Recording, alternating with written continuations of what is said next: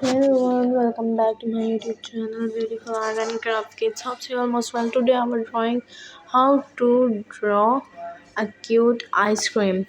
So let's start drawing.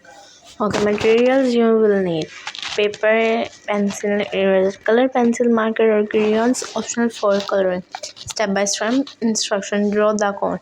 Start by drawing an upside down triangle to represent the cone of the ice cream. The bottom should be blurred and the point of the triangle should be at the top. Add horizontal line inside the cone to create the texture of a waffle cone.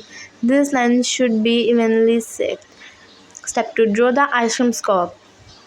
Above the cone, draw a curved line to form the top of the ice cream scoop. It should be slightly wavy to show that it's soft and swimmable.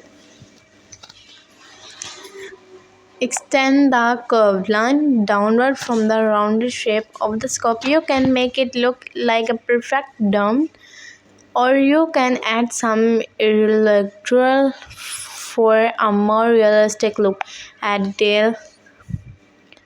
You can add small detail like a drip of ice cream running down the side or sprinkle on top for more visually. Okay.